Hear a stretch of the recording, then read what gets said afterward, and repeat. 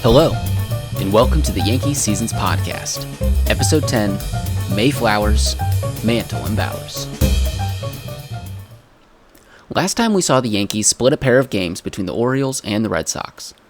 Now before we dive into the next series between the Detroit Tigers and the New York Yankees at Yankee Stadium, since that first game would take place on May 1st, I'd like to take a second just to check in with the hitters and the pitchers on the Yankees and see how the players were faring individually after their first handful of games through April. Through 11 games, the Yankees in their 8-3 record stood atop the American League with the White Sox and then the Cleveland Indians right behind them. On the hitting side of things, the Commerce Comet, Mickey Mantle, led the team in batting average with .415, but it was Bill Muscowren, the first baseman, who, despite his .409 average just behind Mickey Mantle, he did have one more hit than the Mick in the month of April, 18 hits to Mantle's 17.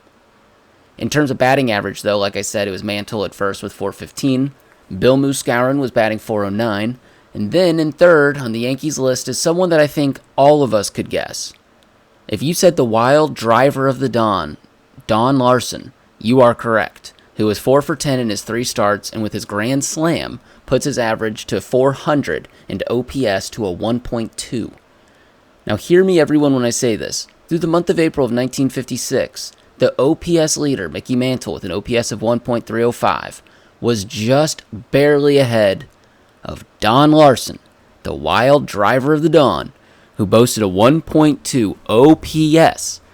And I know we're only talking hitting, so I'm only dipping into this because, you know, who we're talking about. But Larson had started 3 games, and in those first 3 starts, while putting up the insane hitting numbers, he also pitched 2 complete games. To put it into perspective, Whitey Ford is the only pitcher on the staff to have 2 complete games thus far in 1956, albeit both of his were his first 2 starts, and he has yet to start his 3rd game, so he could, in theory, pitch a 3rd complete game. In Ford's games, he bat 143, which is fine. It's Whitey Ford, the chairman of the board. Nobody expects Whitey Ford to be the one to drive in runs.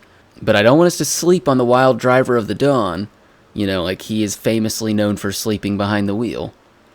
Okay, all right, back to hitting. So Mickey Mantle and Yogi Berra were each able to smack 4 homers in their first 11 games. And they were neck and neck in RBI as well. Mantle's state count was 15, while Berra was right behind with 14. Hank Bauer and Elston Howard had also each hit 2 home runs themselves, but Bauer started each game in April and hit his 2 in 44 at-bats, whereas Howard only had 5 games and hit his in just half of Bauer's at-bats, 22 at-bats total. And Howard's only 2 hits behind Bauer as well, with 8 hits to Bauer's 10. Using Don Larson's 10 at-bats as a qualifying minimum, 6 Yankee hitters were hitting over 300. Despite their early successes, though, there were some Yankee hitters that struggled early. Phil Rizzuto in his first 10 plate appearances had yet to find a hit, despite getting on base 3 times from walks. He, Billy Martin, Andy Carey, and Joe Collins were all hitting under 200. Andy Carey's numbers are probably more alarmingly low, more than others, mainly because of his spot in the lineup. Only 1 RBI from his 7 hits and 38 at-bats. He had struck out a Yankee leading 11 times. Billy Martin and Joe Collins were also struggling in their starts. Joe Collins had an on-base percentage of a measly 185, while Billy Martin's might have been 250, but let there be no confusion, he had 4 hits, 4 singles, 4 total bases all year. The damnedest Yankee of them all, as was described in last week's cover of Sports Illustrated, would need to add some stability to Stangel's lineup. Don Larson currently has double the amount of Billy Martin's total bases. I know it's a small sample size, but Anyway, now let's shift to the mound. The pitching has been a glaring issue along with defensive errors for the old professor, so just how bad was it? Starting with the, you guessed it, starters, Bob Turley led the rotation, and actually the entire pitching staff, and earned runs with 10, which, with only 13 innings pitched in April, takes him to a 6.92 ERA, with a loss and a no decision from his first 2 starts of 1956. Let's break down his numbers more. 13 innings pitched, and in them he gave up 15 hits. 4 of them were home runs, and he walked another 11. Between the 15 hits and 11 walks, that's 26 on base in 13 innings. Mickey McDermott had also had a rough start in his first go of it in 1956, when in just 4 innings, he gave up 4 runs. 3 of them earned runs, so here's where those defensive errors start making an impact. But of the 5 hits he's given up, 2 of them were home runs. So the pitcher brought in before spring training really kicked off as a new face for the rotation hasn't shown much, but bear in mind, it's 1 start. Lots of baseball to play. So what has been working? Whitey Ford in his 2 starts has only given up 3 runs, and of those, only 1 of those was earned. So 18 innings of work in his 2 starts, 2 complete games, way of easing into a season. He just had a .5 ERA. He also led the Yankees in strikeouts with 14. Next on the strikeout list was the wild driver of the dawn, you guessed it, Don Larson with 11. 10 walks, 3 starts, 2 complete games, a total of 10 runs given up, 9 of which were earned. Don Larson is the definition of I'm going to hit a grand slam and give myself the run support because I am going to need it. A true roller coaster of a start for an absolute roller coaster of a man. Finally, Johnny Cucks rounds out the starters, and boy, can this kid throw. 2 starts and 1 complete game, the 23-year-old was working on that new slider taught to him by veteran Jim Constanti, which helped emphasize Cucks' approach. In the month of April, Cucks had faced 67 batters. He only had 3 strikeouts. Stengel said that Cucks was the only pitcher who was able to throw a ground ball. That slider, taught to him by Constanti, would become a massive weapon in his arsenal in producing those ground ball outs.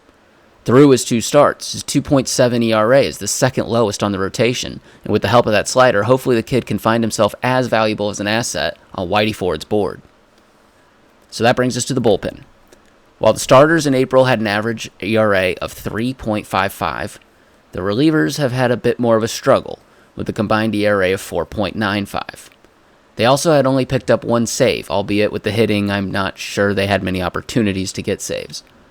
And it was Jim Constanti who had earned the save for the club.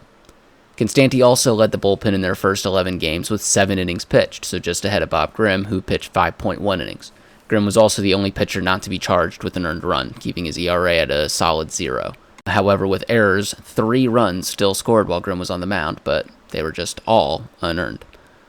The 3 total runs scored would be the lowest on the team, tied with starter Whitey Ford. The big glaring issue on the staff again, just through April, would be Tom Morgan. Morgan faced 17 batters in April of 1956. 4 of them walked, 4 of them got base hits, 1 of which was a homer, and 6 of the 17 batters scored. In total, with his 3.1 innings pitched, the fewest on the team, he had only recorded 10 outs and a ballooned ERA of 16.2. The sample size is small, but I just wanted to take a second to recap at the end of the month and just take stock of where the team was. All in all, it was an extremely hot start to the year. There was still a lot more baseball to be played, but I think I'm probably going to end up doing this after every month just to recheck in and see where everybody ends up. Now, do you hear those birds chirping? Can you smell the tulips? May is officially here, and the Tigers officially made it to Yankee Stadium for their Tuesday afternoon game where Whitey Ford would be waiting on the mound for him. Al Kaline, who had been runner-up to Yogi Berra on MVP voting the year before, has mostly seen his bat quieted through the early 1956 campaign. He had gone 2 for 4 in their previous game, the second of a doubleheader against Cleveland Indians, where those 2 hits brought up his average to a 195. He would now be facing the ace of the Yankee staff in hopes of turning his own start around. For the Yankees, Stengel switched up the infield to give Andy Carey a day off at third. Billy Martin took over at third for him, meaning that second was covered by Gil McDougald, and Jerry Lumpy was back on the field after being pulled out of the lineup, presumably for the multitude of errors he had committed, but also, knowing Casey Stengel, it could have just been for anything. The lineup facing Tigers pitcher Steve Gromek was Hank Bauer at right field batting first, behind him batting second and playing second base Gil McDougald, batting in their usual 3-4-5 spots and playing their usual positions, Mickey Mantle at center, Yogi behind the dish, and Moose Skowron at first base. With Billy Martin at third base batting 6th, Elston Howard in left batting 7th, rookie shortstop Jerry Lumpy batting 8th, and Whitey Ford rounding them out, batting 9th. Ford was known by Stengel as the chairman of the board because he took control of things. Not just the pitching staff in general, but the mound, his game, himself. Edward Charles, or Whitey Ford, was born in Manhattan, New York, and he didn't have to go far to see a Yankee game as a kid, growing up just a few miles from Yankee Stadium. He broke in with the Yankees in 1950 before serving 2 years in Korea, but in his rookie year he had started 12 games and threw 7 complete games as a 21-year-old. His 9-1 record and sub-3 ERA was enough to earn him second place in the Rookie of the Year voting that year. He joined a pitching rotation that was set in the middle of their eventual dynasty of 5 straight championships. Having won their first in 1949 before Ford joined the team, their second in 1950, Whitey's first year, and then his 2 years in Korea, he came back for that last one of their reign in 1953. Ford joined the rotation that featured Vic Raschi, Eddie Lopat, Allie Reynolds, famously known as the Yankees' Big Three, and he forced them to rewrite it to be the Yankees' Big Four. Ford pitched 207 innings in 1953, taking control and cementing himself as the leader of this new-aged pitching rotation. Rashi was the closest in age to Ford of the three, and even he was 10 years his senior. When Whitey Ford took the ball on Tuesday, May 1st, 1956, he let the 6,771 fans that made it to Yankee Stadium that afternoon know that he was going to be in control of this game. Bill Tuttle, the Tigers center fielder, struck out looking to begin the game. Earl Torgeson, the first baseman, grounded out second baseman McDougald to put two away. Then Al Kaline, Detroit's star right fielder, popped out to end the inning. Let the games begin. If there was one person on the field willing to play that game with Whitey Ford, not just the game of baseball, but that second game, the game of who's going to be in control of today's game, who's going to write the story, then the only person one would expect it would have to be is his best buddy, Mickey Mantle. After Bauer and McDougald recorded the first two Yankee outs of the afternoon, Mantle connected with a pitch from Steve Gromek for his fifth home run of the season and taking the Yankees to another first-inning lead. It was just the Yankees' 12th game, and already Mickey Mantle had number 5 to continue his scorching start to the campaign. Their lead would be saved in the top of the third inning when, with 2 outs and Will Struley on second base after he had doubled, Bill Tuttle hit a base hit up the middle and Struley was waved home. Mickey, showing his arms, weren't just good for swinging the bat, hurled the ball all the way home to Yogi, who tagged Struley out for the third out of the inning. Now back to the 1-2-3 hitters to lead off the bottom half of the third. Hank Bauer started the inning with a base hit, and then Gil McDougald, singling to center field, was able to move Bauer to third to bring up Mickey Mantle. Mantle, staring Gromek down from the batter's box, knowing he had already taken him deep that afternoon, popped out to second baseman Reno Bertoia. Gromek had gotten his first out of the inning and now just needed the next guy to ground into a double play, and he would get out of the jam.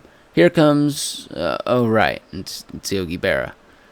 Hitting a single to left field, Bauer would score, McDougald would be held at second, but the Yankees had doubled their lead to now 2 runs.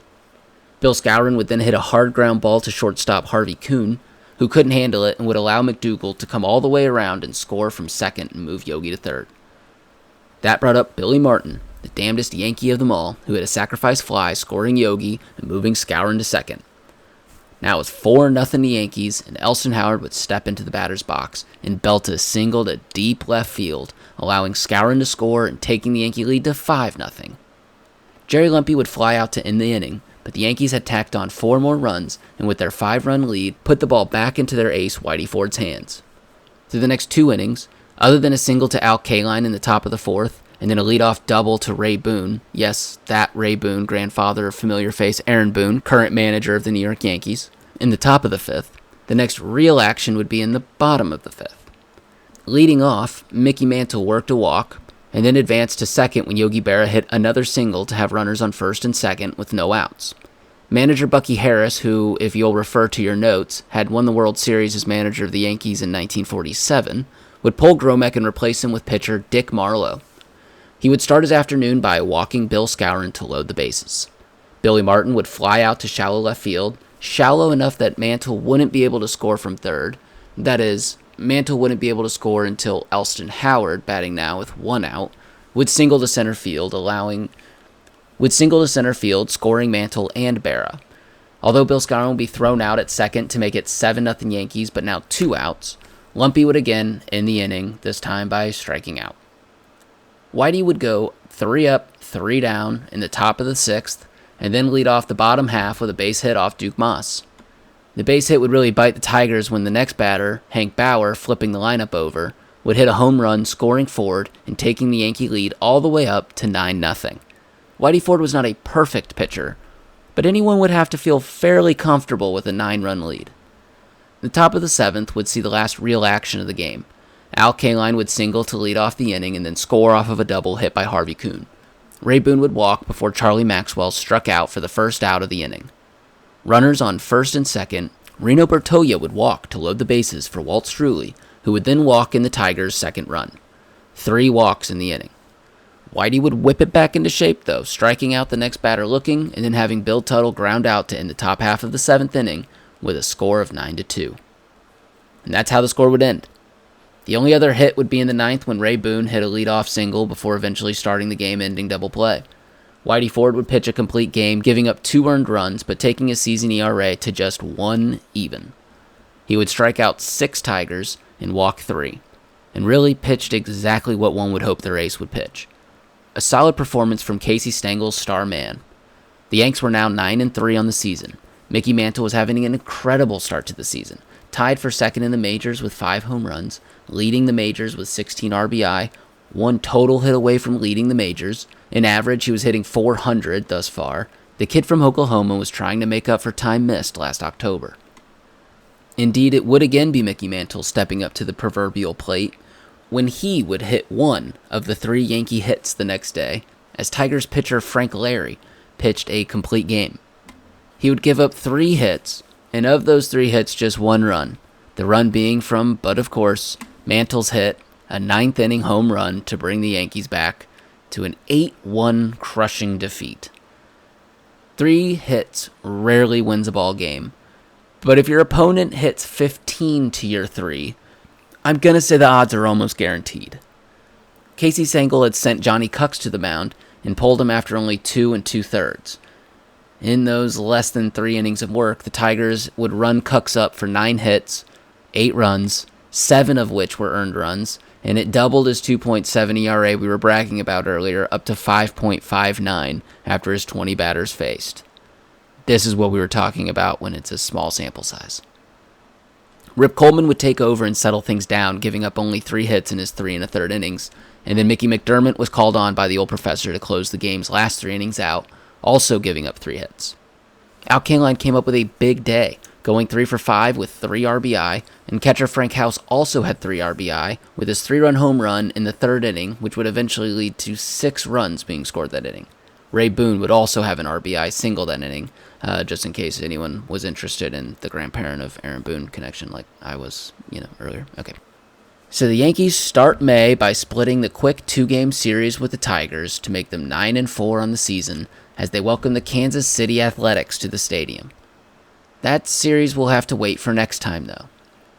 Mickey Mantle has started the 1956 campaign off to a scorching start and shows no signs of slowing down. The Cincinnati Redlegs also have a pair of hitters keeping pace, though, on most counts. Through May 2nd, Wally Post and Ray Jablonski, the Redlegs right fielder and third baseman respectively, have each started their own National League 1956 campaigns off to a smoking hot start as well. Ray Jablonski sat tied with Mantle's 6 home runs, and Wally Post actually led the majors with 8. Mantle had them each bested in RBI with his major league leading 17 to Post and Jablonski's 14. Yogi was actually ahead of each of them with 15.